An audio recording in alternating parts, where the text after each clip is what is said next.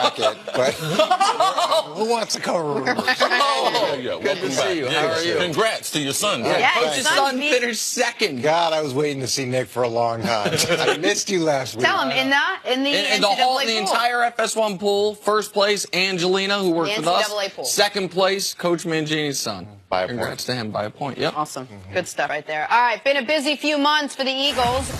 They won the Super Bowl and signed more firepower, and they got their franchise quarterback back in Carson Wentz. All good, right? I mean, before his injury in Week 14, Wentz was the favorite to win the MVP. Instead, he blew out his knee, diving for the end zone, and was done for the season. Head coach Doug Peterson says he wants his quarterback to learn how to protect himself, saying, quote, longevity is everything in this business. Coach, does Carson Wentz need to change his playing style to avoid injury or to fit into the mold that Doug Peterson wants him to try to do? Yes, he should change his style. Now, all that being said, you want guys to change and adjust, but your ability to actually get them to change in those situations isn't very good, and it's not very high percentage. You know, if you guys remember when Mark Sanchez was having problems learning how to slide, and Rex brought in the sliding coach from the Mets, you know, that didn't really work out too well. You look at, there's a lot of quarterbacks who you hope will make better business decisions. And what that means is don't take a hit to get a 6-yard completion. Andrew Luck is a lot like that, where he'll stay in the pocket, he'll take unnecessary damage to get really a marginal gain, and you try to get guys out of that mold. Right. It's funny how, especially with the world champ, and especially with a younger player, how they like, hey, this guy needs to change his game. Well, Aaron Rodgers got hurt. We don't seem to have the question up there for Green Bay. Is Green Bay talking to Aaron Rodgers this year? How he can stay in the pocket, maybe, and potentially so, because when he's out of the lineup, our franchise is a lot different.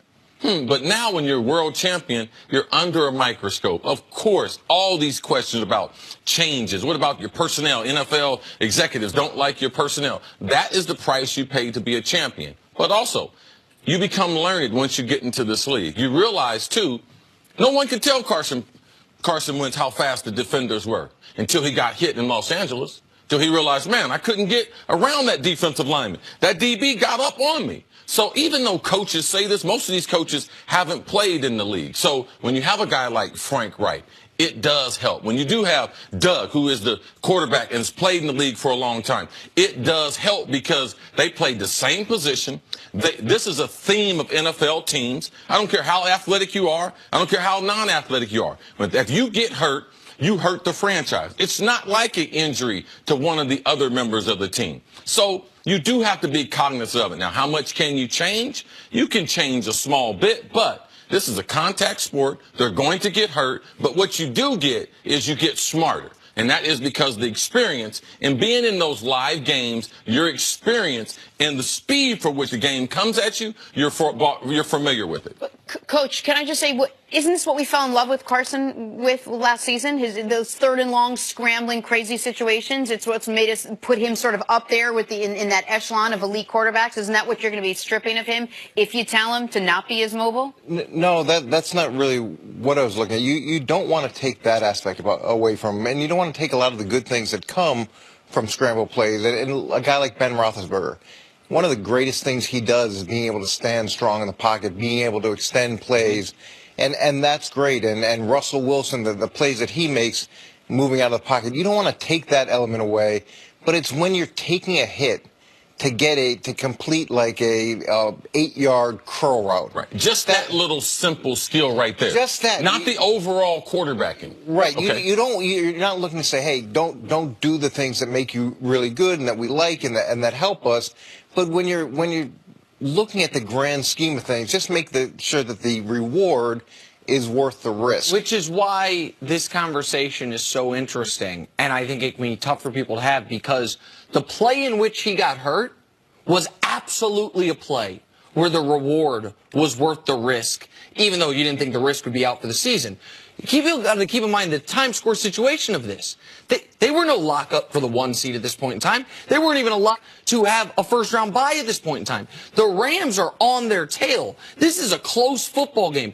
It's not going for a few extra yards. It's going for a touchdown, right? So, like, I understand why Carson Wentz in that spot would be like, man, I've got to go for it. I know it's first and goal, so maybe you have more shots at it. But in general, it's the other hits that aren't in week 14 against a team you're competing with for home field at the goal line in a critical situation that you're talking about. Like, CeCe, you've said a lot of times, every quarterback in the league would get injured getting hit like this. Like, it's not like he's injury prone. If they make the decision that he did to go inside, I guarantee you Carson Wentz, if they asked him, Doug Peterson, we're evaluating the film, and said, stop the film right there. What should you do? He's going to be like, oh, I'm going to dip outside. Got Clement out there. Either I'm going to go out of bounds. You're talking about down in distance. Hell, it's first down. Man, you could either throw it away, you could slide. You still got 2 more opportunities. Like, you don't have to make that risky play. It wasn't late in the fourth quarter. It wasn't one of those kind of plays going to change their season. So the more reps you get, the more situation you become familiar, and you can still make an aggressive play by running outside compared to running into traffic. So Frank Reich has had similar comments to this. Frank Reich, when he was asked about Carson Wentz, he said, listen, we talked to him about it, and and the way Frank Reich put it is it was kind of in one ear, out the other. In your guys' opinion, is what's going to make it resonate with him now is what happened there? Is that he didn't get to be a part of the Super Bowl run. He didn't get to be a part of any of the playoffs. That he finally saw, well, oh, okay, so this is what you guys are talking about. This is what can happen. Well, a guy like RG3, people talk to him, they talk to him, and he kept the same pattern up, and obviously he had injuries. And I know even talking to my kids sometimes, I'll say, hey, the oven's hot. Hey, the oven's hot. Hey, the oven's hot. Then they touch it and get burned. They're like, they can't believe that the oven's hot. And you're trying to have them learn from the experiences of people that went before them. And it's not a question of, are they tough enough? Are they, it's not a man, whatever you want to equate it to.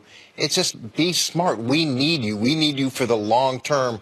You have a responsibility to all these people to be there for us. If that's your intuition as a quarterback, to go for those plays, the curl routes or the little 6-yard game, like if that's who you are as a quarterback, how hard is that as a player and as a coach to teach a player to say, hey, take this small part of your game where that comes without even thinking and just cut that back a little? When you're younger, the game is moving fast. But as you become a veteran, the game moves at a different speed. And when you become a superstar, the game begins to slow down. Where do you put Carson Wentz? He's going to be a superstar, but he's still in the process. If he had the same play happen in year number 3, he would be able to get a different result because he's seen it before. Now, your instincts are one thing, but you have to do what's the right thing for the organization. And that he'll understand more now because sitting out there watching a playoff game, watching the confetti come down, and you're in street clothes, those things will resonate now because what the coach told you, we got a proven example that you can get hurt. And when you've never been hurt before, it's hard to really imagine that, oh, I can get hurt like the rest of the guys. And here's the other interesting thing. With Tom Brady, with Peyton Manning,